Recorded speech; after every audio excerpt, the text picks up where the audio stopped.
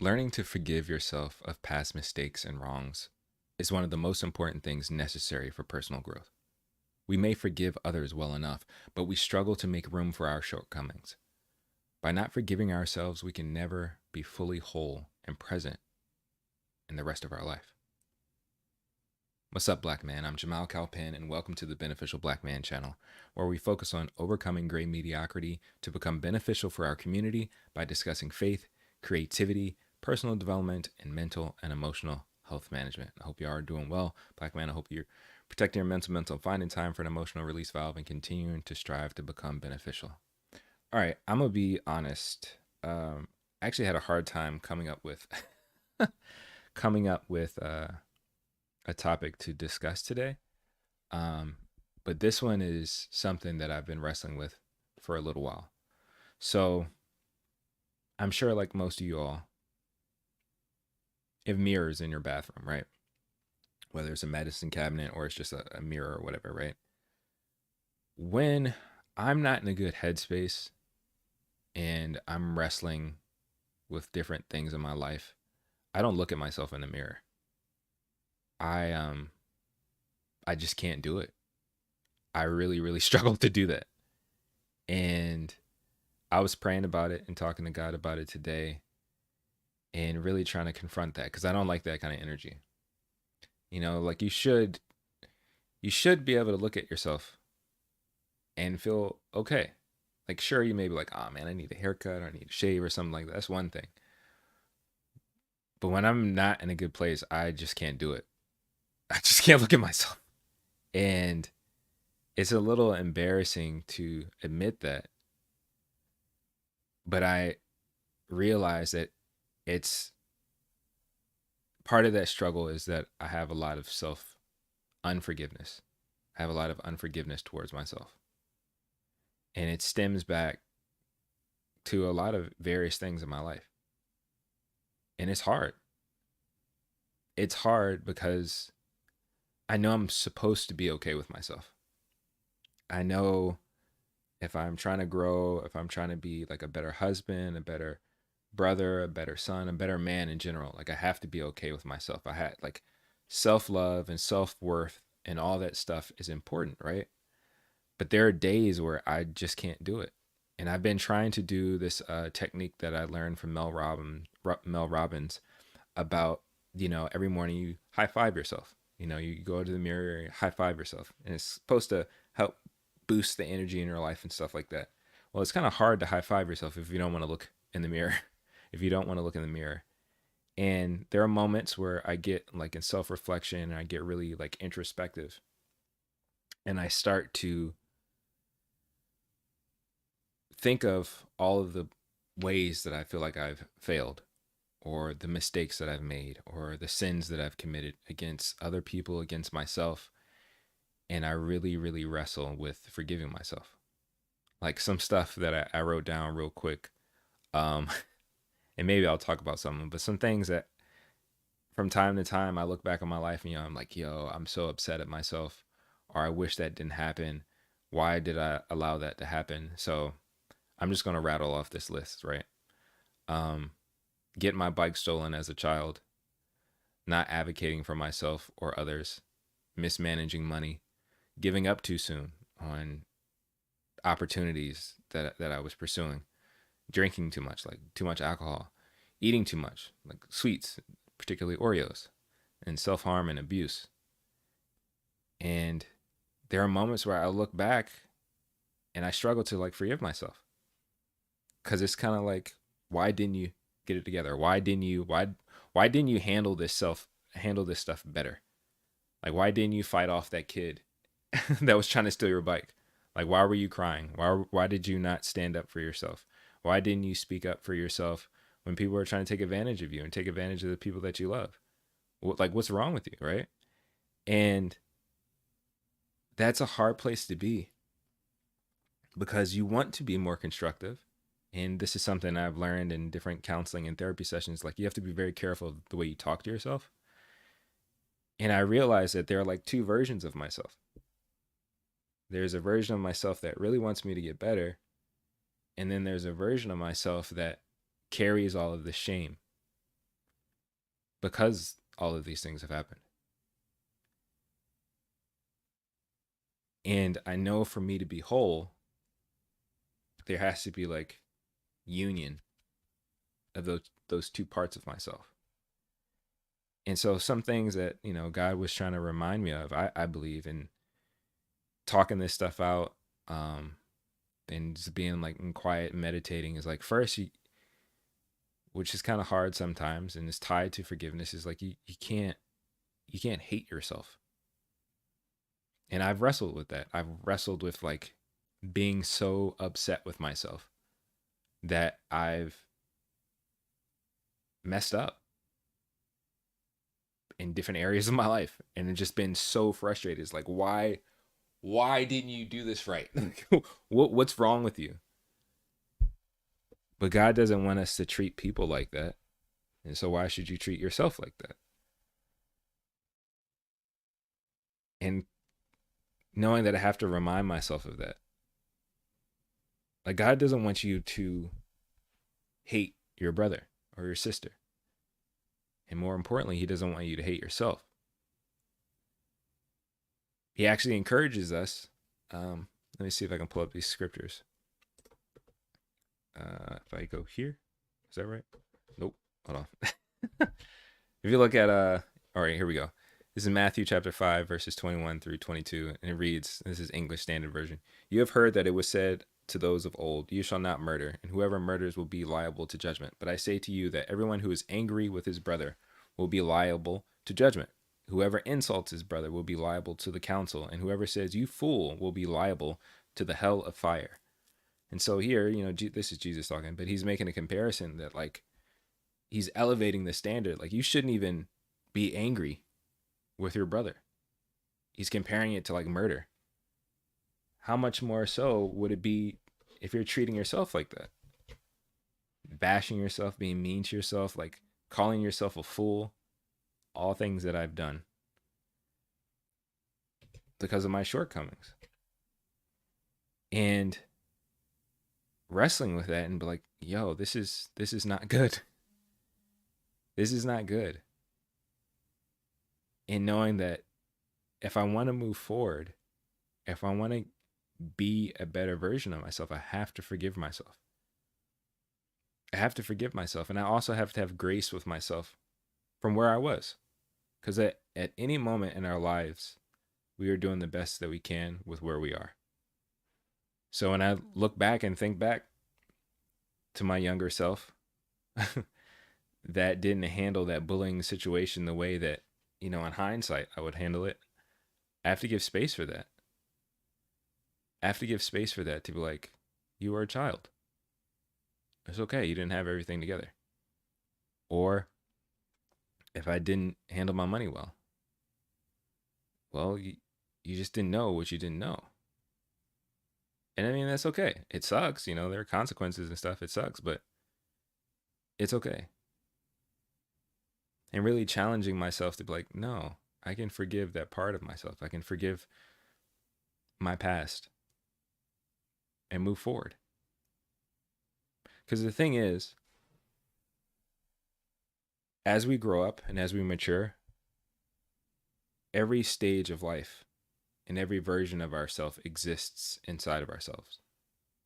So your 5-year-old self, your 7-year-old self, your, depending on how old you are, your 21-year-old self, your 30-year-old self, or whatever, they all exist in you. All of that, all of those memories, all of those emotions, all those things are still here. They're still in you, And if we want to continue to grow, we have to have integrity. We have to be one with ourselves in even all those stages of our lives. And so if there are aspects of yourself that you are in disagreement with, if there are aspects of yourself that you haven't forgiven, aspects of yourself that you hate, you're not in unity. You're not one. You're not on the same page. And in the scriptures, it talks about, I think it's in James chapter 1. I'm read it. James chapter 1, verses 5 through 8. And in this passage is talking about asking for wisdom, but it says, if any of you lacks wisdom, let him ask God, who gives generously to all without reproach, and it will be given him. But let him ask in faith with no doubting. For the one who doubts is like a wave of the sea that is driven and tossed by the wind. For that person must not suppose that he will receive anything because they doubt from the Lord. He is a double-minded man, unstable in all his ways. And so if you have a younger version of yourself that has this shame, that has this embarrassment, and then you have your current self or wherever you're trying to go, and they are in conflict, you're unstable. You're double minded. You're not able to move forward. And you're constantly going to be in conflict. I think it's in Amos chapter 30, not 33, but Amos chapter 3, verse 3. It says, do two walk together unless they have agreed to walk together? You have to have agreement. You have to have unity inside of yourself. And I'm learning that about myself in regards to forgiving myself. If I don't forgive myself, if I don't make room for the facts that, yeah, I made mistakes, I had missteps, I had failures, I had shortcomings, and it's okay. Because I'm growing. I'm human. And the same thing can be for you, like parts of you that you just can't let go. And I'm not saying that you forget the fact that, you may have messed up and there may be areas there that you want to improve. That's good. But being angry with yourself is not constructive. And it puts you at odds internally with yourself. And that's something that I constantly have to remind myself that, like, yeah, I'm not where I want to be, but I know where I'm going. And I need to take all of me with me. That includes my 5-year-old self, my 10-year-old self, my 21-year-old self, my 30-year-old self. It includes all the parts of me that I might not even like. But I acknowledge that in those moments, those are things that, yeah, I regret, things that I may have some shame around. But I make room for it to know that in that moment, I was doing the best that I can. Or in that moment, that wasn't the best choice. And excuse me, and that's okay. But it requires us to forgive ourselves. It requires us to acknowledge those things so that we can be one, so that we can be on the same page with ourselves, saying that, like, that was a mistake. This wasn't where we really wanted to go. This isn't what we wanted to do. But we're going to change that. I forgive you for that. Let's keep moving. And it sounds crazy to know that we have to talk to ourselves that way. But it's all throughout Scripture. There are cases like that. Like, I think of David. There's stories of David, where he has to encourage himself. He has to encourage himself in the Lord. He had to talk to himself. He had to talk to his own soul. And we have to do the same. So yeah, we are told to forgive others, forgive our brothers and sisters and those who have wronged us. But we also need to forgive ourselves. Because if we don't, we're out of alignment. We're not in agreement. We're not even in community with ourselves. We're in opposition internally. We're double-minded. We're unstable in all of our ways. And one of the other things that I had to be reminded of is that in these situations where, say, I've let other people down, or I've let myself down, or I've committed a wrong, God has forgiven me of those things.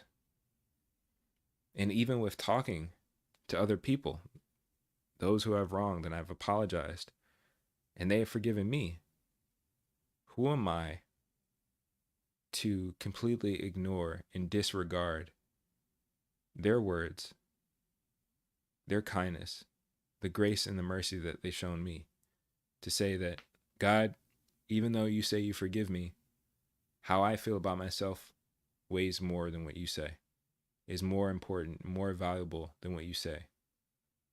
Or even for me, like my wife, you've forgiven me, and you love me, you care for me, and you want me to continue to grow. You want our relationship to continue to heal and to improve.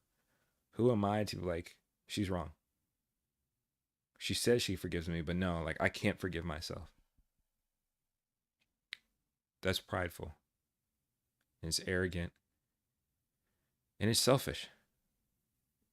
Instead of accepting the forgiveness that is offered to you from those that you're in relationship with, and from, in my case, and if you're a believer, from the one that forgives you of all things, for you to think that your word and your perspective and your position on your mistakes, on your shortcomings, is worth more.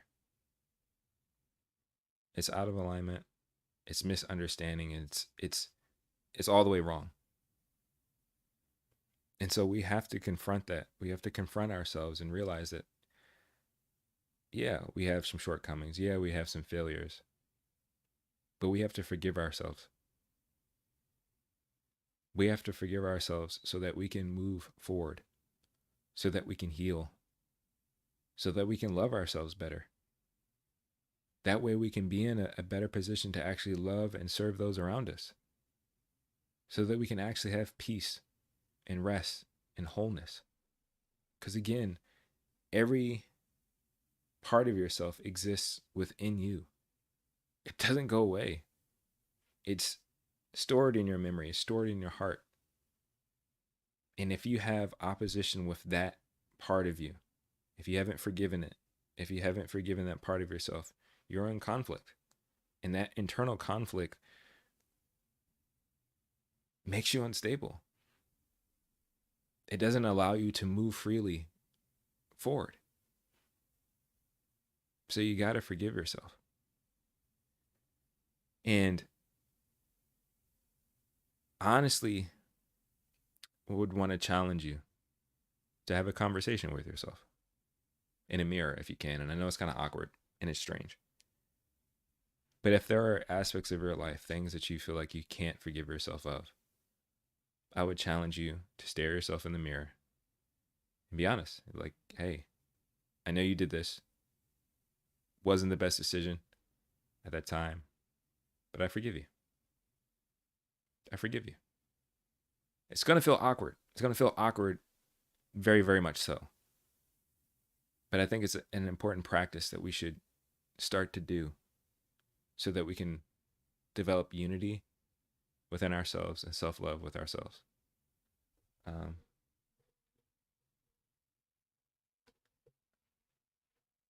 up. What's going on, Daniel Lawrence? Lately, I feel like I suck at life, and it's been hard for me to find my mojo. I can understand that, man, and I can also relate to that. And in those situations, like, again, for me, I think this kind of ties with this. Really asking yourself, like, what about you do you feel like sucks? And really being honest about it. Because the reality is, I'm sure you don't. I'm sure you're a lot better than you think you are. And, I'm going to quote Les Brown, like, there's something special about you. There's greatness within you, and you're here for a purpose. But there are moments, and I agree, there are moments in our lives where we feel like, yeah, everything is just terrible. Everything is terrible. Everything I do is just not good. And everything just feels out of whack. But I think in those moments, we have to stop. We have to reflect. And we do. We have to forgive ourselves, and we have to encourage ourselves to know that, like, yo, I'm making progress. I'm making progress. Even if it's small progress, I'm making progress to become better each and every day. So, I mean, I'm praying for you, Daniel, that you get out of this rut, and that you start to see, like, the way I describe it is blue and greens. That you see the blue and greens in life. Because very often we see a lot of gray. Like if it's cloudy outside and it's raining outside and everything's just dreary. But I'm praying that you see the blue and greens, that you see the silver lining, that you see that there's actually good stuff in you and that there's good stuff going around you. Honestly. Um, yeah, man. Absolutely. You just keep going. I believe in you, man. I believe in you. I'm going to wrap it up here. But thank you all for watching. I appreciate it. And again, I would challenge you. It's awkward for me too, but I would challenge you to have a conversation with yourself in the mirror and make space for the fact that whatever bad decisions that you made, whatever mistakes that you made, was at a point in time. You can acknowledge that, yeah, those weren't smart, those weren't good, but you can also forgive yourself and be like, all right, what you did, what I did wasn't the best, but we're gonna move on, and we're gonna move on together, and we're gonna keep striving to be better. Black man, you are called for more than mediocre living.